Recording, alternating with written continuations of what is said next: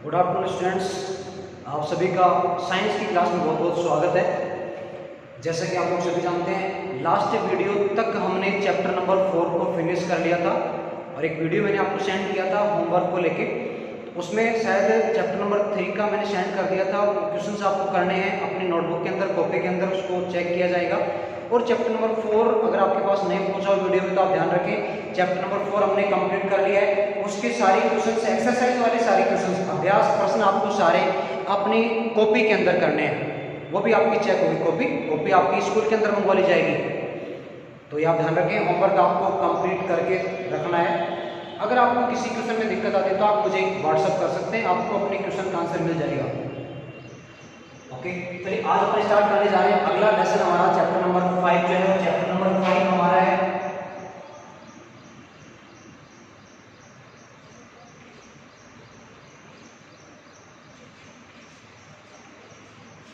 जीवन की मूलभूत इकाई।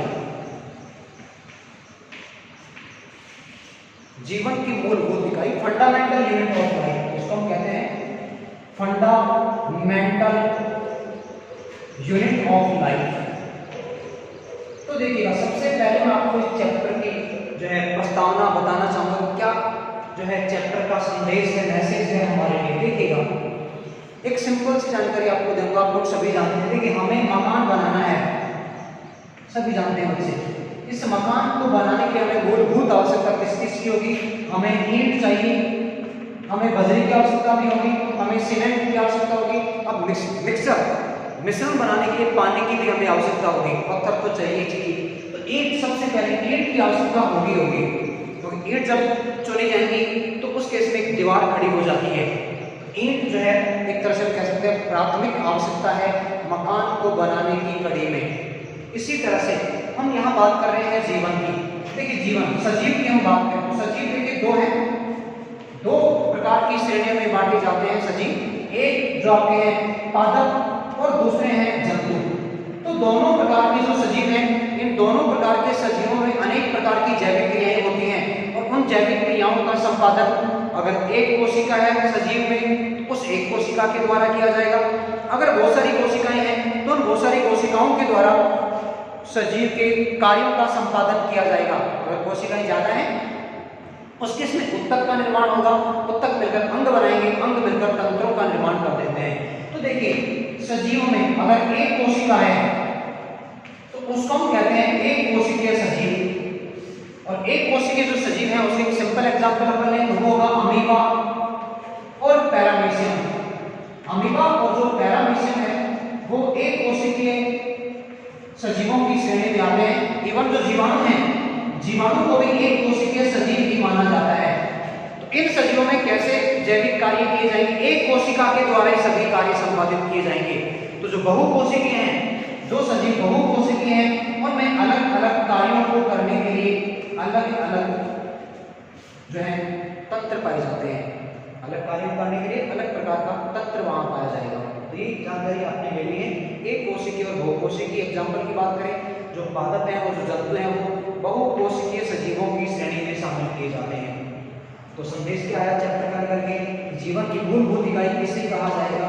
कोशिका को शरीर की या जीवन की मूलभूत इकाई कहा जाता है। कोशिका जिसको कि अपन सेल भी कहते हैं।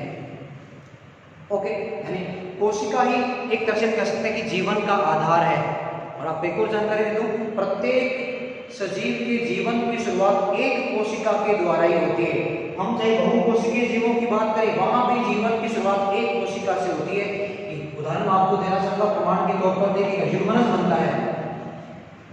ह्यूमनस लैंगिक जनन की प्रक्रिया के दौरान नर और मादा युग्मकों का संयोजन होता है, जिससे ह्यूमनस का निर्माण होकर ह्यूमनस आपको बता दूं एक कोशिकीय संरचना है।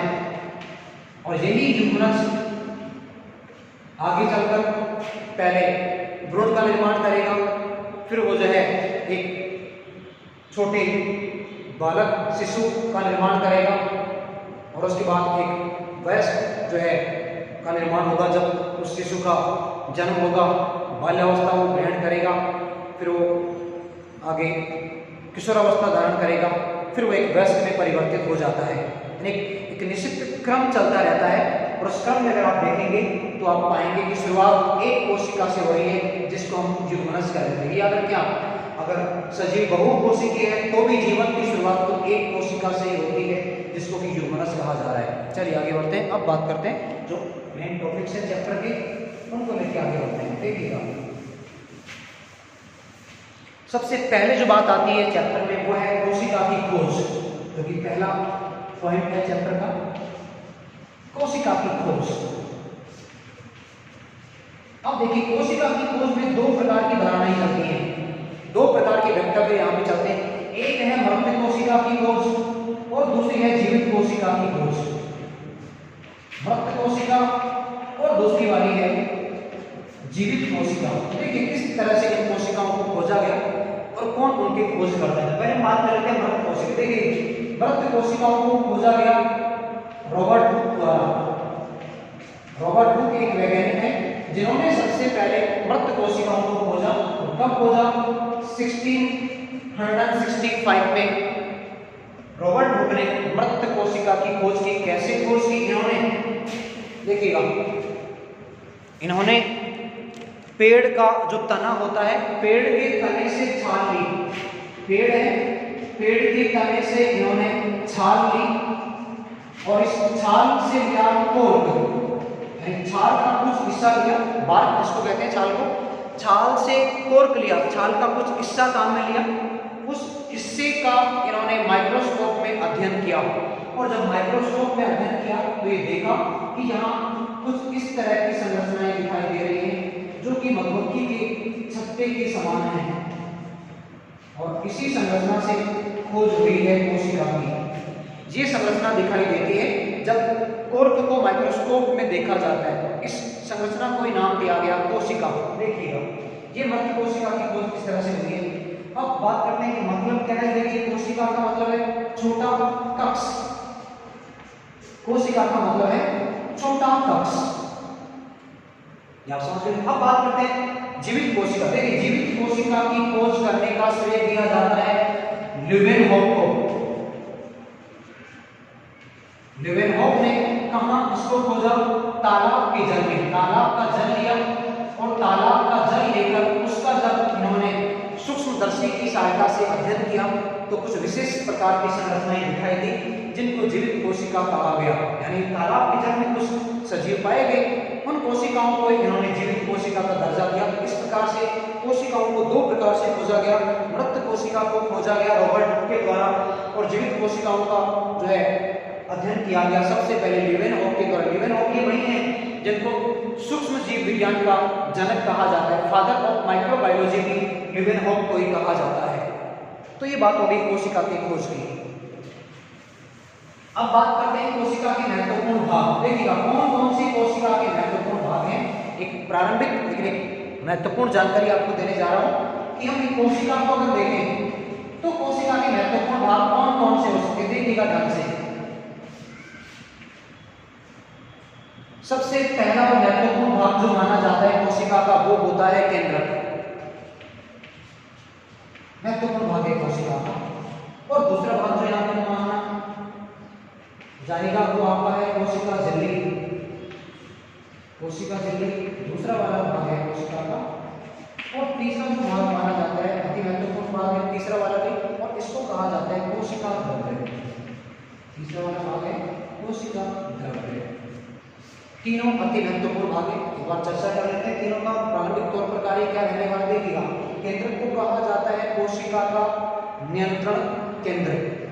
केंद्रक को कोशिका का नियंत्रण केंद्र कहा जाता है, यानी कोशिका में होने वाली तमाम जो क्रियाएं हैं उनका नियंत्रण केंद्रक के द्वारा किया जाता है। तो नाम दे दिया नियंत्रण केंद्र। बात कर लें फिर इसकी खोज की हम बात करें, हम विस्तृत अध्ययन भी करेंगे इनका 1 बाय 1 लेके। खोजकर्ता की हम बात करें तो देखिए केंद्रक को खोजा गया रॉबर्ट ब्राउन के द्वारा। वैज्ञानिक है जिनका नाम है रॉबर्ट ब्राउन। देखिएगा कोशिका को खोजने वाले हैं रॉबर्ट हुक, केंद्रक को खोजने वाले वैज्ञानिक हैं रॉबर्ट ब्राउन। केंद्रक को हमने कहा नियंत्रण केंद्र। इससे बात करें कोशिका झिल्ली की। देखिए कोशिका झिल्ली जो है वो कोशिका का आवरण है, इसको अपन कह सकते हैं कोशिकीय आवरण, जो एक तरह से कोशिका को आकार प्रदान करने में महत्वपूर्ण भूमिका निभाते हैं। कोशिका द्रव्य की बात करें तो ये कोशिका का तरल है, जिसको मैट्रिक्स भी कहा जाता है। और इस कोशिकीय तरल में ही विभिन्न प्रकार के कोशिकांग पाए जाते हैं और जिन कोशिकांगों के द्वारा अलग अलग कार्य किया जाता है। इसके बाद हम जो कोशिकांग हैं, जो कोशिका का आवरण है, जैसे कोशिका झिल्ली है, कोशिका भित्ति है, और उसके अलावा जो कोशिकांग है जैसे माइटोकॉन्ड्रिया भी हम यहाँ देखेंगे, गोल्जी बॉडी भी हम देखेंगे, राइबोसोम भी हमें यहाँ देखने को मिलेंगे कोशिका द्रव्य वाले भाग में। तो इन सभी कोशिकांगों की हम 1 बाय 1 डिटेल में स्टडी करेंगे अगले वाले वीडियो में। तो आज के लिए इतना ही। टॉपिक को आप पढ़ना स्टार्ट करें, अपनी टेक्स्ट बुक से PDF आपको मिल जाएगी। थोड़ा सा टाइम लग रहा होगा आपको, ये लग रहा है सर PDF नहीं भेज रहे, देखिए थोड़ा सा टाइम हमें भी लग रहा है यहाँ पे, कुछ चीज़ें काफ़ी स्पीडली हो रही हैं, तेज़ी से हो रही हैं, तो समय की जो है अपर्याप्तता के कारण थोड़ा सा डिले हो रहा है। लेकिन आप यकीन माने कि आपकी जो PDF है जल्दी ही आपको अपने ग्रुप में मिल जाएगी। That's all for today, thank you so much.